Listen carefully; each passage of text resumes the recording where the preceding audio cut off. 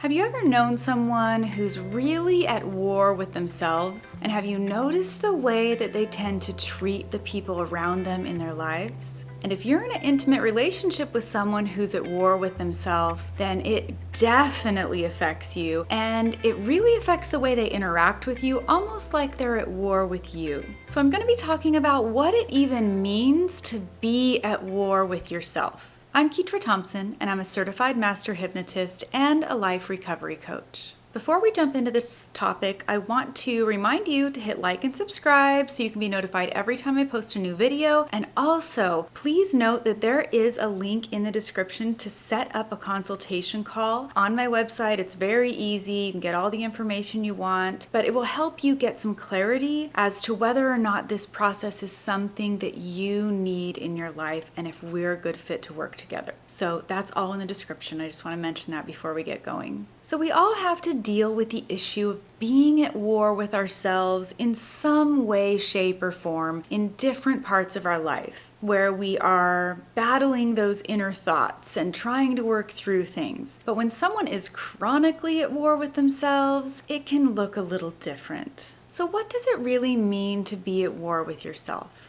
It really boils down to a couple of things. It matters how we talk to ourselves. Our internal negative self-talk that's playing on auto replay in the back of our mind is a big contributor to being at war with yourself. The other big issue is our core belief system. What our core beliefs are regarding our self-worth and how we really feel about ourselves on a deep level, not what we feel on some surface level or what we believe we're supposed to feel about ourselves. So let's talk for a minute about how this plays out in a relationship and how it looks when you have this dynamic going on. So first I want to explain a little bit about the subconscious and how it's formed. When we're born, we're taking in all this information and we're using that to write sort of a blueprint in our subconscious mind for our belief system. So that means everything someone says to us, everything we witness, and even the things that don't happen that we needed to happen, like those teachable moments when you're a small child, those moments of being validated. All of these things we assign meaning to why something did or didn't happen, and then we use that to write a blueprint in our mind that then gets locked down later by the critical factor, this comparing mechanism that kind of keeps us having a certain personality or belief system. And that gets created so early on in life that we don't have a lot of discernment around it. And so those core beliefs about who we are, or whether or not we believe we are worthy, or whether or not we believe we are lovable, those are things that are going on a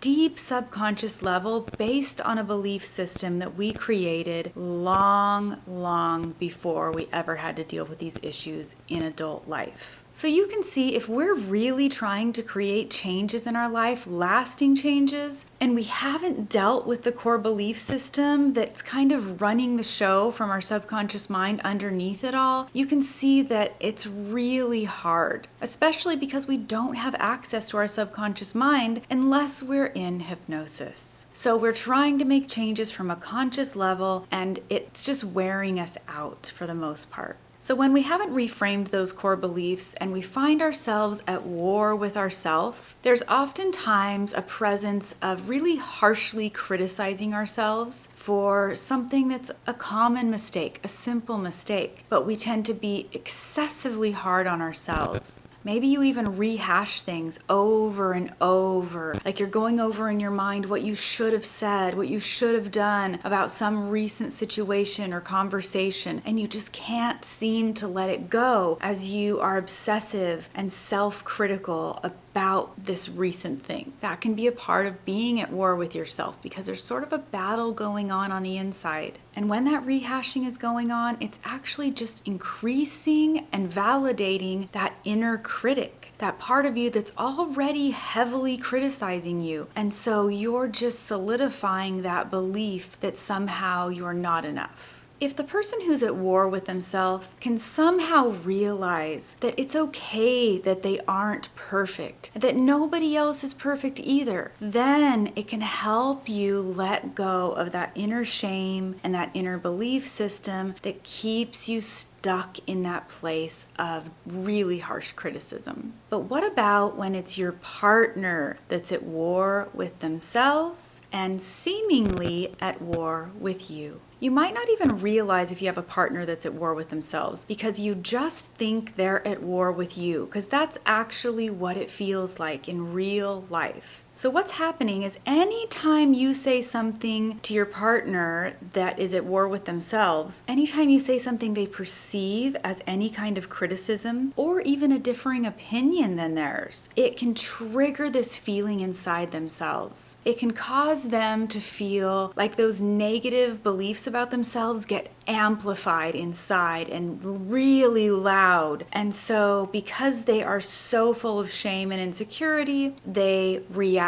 out of that feeling. It really amplifies the negativity that they're still holding on to from those old wounds, typically from childhood. If your partner has never healed their childhood wounds or even been self-reflective enough to know that they have childhood wounds that need healing, then that trauma creates these overblown reactions, a big reactivity response to anything that they think might be critical or that might appear to make them look bad in some way. It's as if they think they have to be either all good or all bad. And so there's no middle ground where they can see themselves as a human and actually realize that people do make mistakes and it's okay to own that. It's very likely that as kids, they were humiliated or neglected, and then they were never comforted. They were never taught or reassured about their feelings being valid, or how to regulate their emotions, or how to safely process their emotions. They weren't given those teachable moments.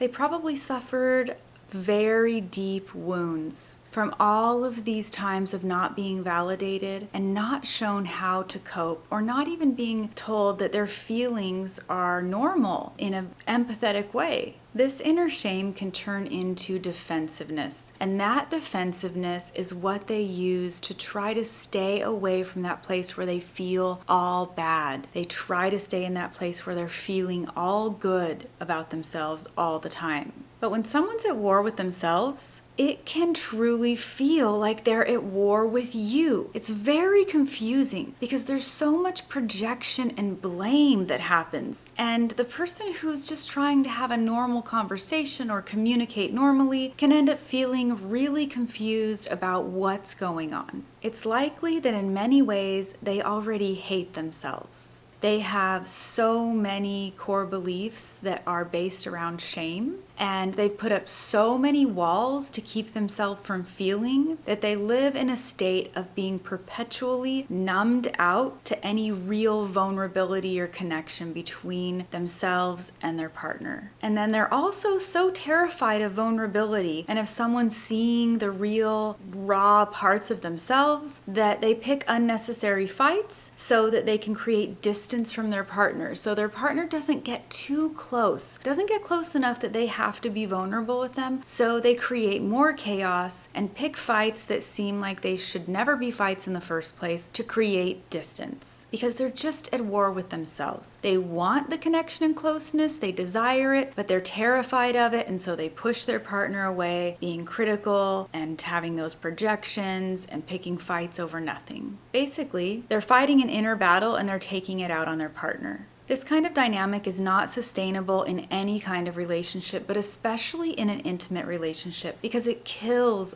all intimacy. There can't be intimacy on a deep level when there isn't vulnerability and transparency and self-reflection. So what do you do if you are at war with yourself? Well, the first step is for the person who's at war with themselves to acknowledge that they actually have these negative core beliefs and negative self-talk going on in the background of their mind. The next thing they need to do is they need to break out of their isolation, of all the masks that they wear to keep themselves looking perfect and covered up. They need to be able to break out of the pretend state and actually allow other people to come into their pain, to know about it, to be vulnerable about it, and honest with themselves. This is many times when someone will actually take the step to reach out. If they have enough self-awareness, that's when they might be reaching out for help. And being honest with themselves is the first part of that process. Realizing that we're really not meant to heal all of these parts of ourselves alone is also really important. When we are already battling our own inner thoughts that aren't reflective of who we want to be, that negative self-talk, it doesn't do us much good to stay in isolation and then continue to think about and battle those things all by ourselves. This is when we do need to reach out for help, and we do need to accept the fact that a lot of that deep healing happens with the help of someone else or in a very supportive community. And of course, the most rapid way to reframe core beliefs and make those changes in your life is through hypnosis, because it actually allows you to access your subconscious mind. And when you access your subconscious mind, you can actually reframe and integrate all of that old trauma and all of those old belief systems in a really healthy way. You should also note that if your partner is at war with themselves and seemingly at war with you because of it, there is no amount of appeasing their bad behavior that will help them get better.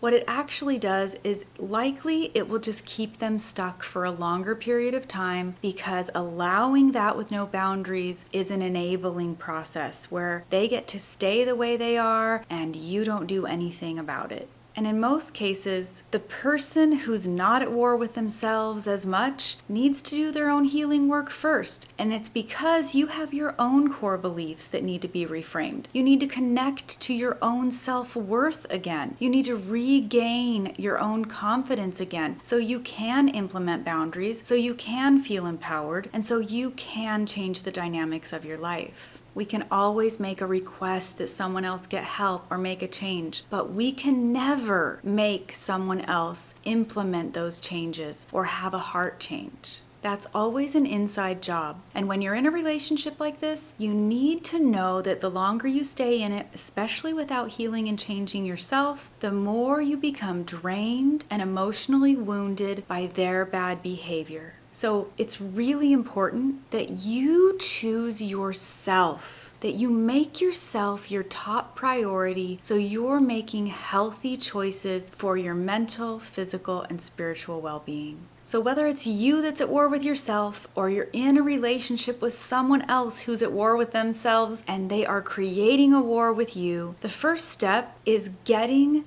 to the point where you can access your subconscious mind so you can reframe your core beliefs and you can reconnect with your highest and best self. That's why I create customized hypnotherapy programs that help people get to the root cause of the issue, whatever's driving the unwanted behavior or unwanted patterns, so that you can actually reframe it and you can create rapid transformation in real time without just talking about the issue forever and never getting any traction. But I mean real traction where you are actually able to make changes in your life. You really need to be able to reconnect with your confidence and your self-worth so that when those arrows get shot at you from those other people that aren't healed, they aren't wounding you so deeply. You aren't feeling totally wiped out from them. It's more like you now know your self-worth and you're able to kind of have this barrier between what other people think of you and what you know to be true about yourself.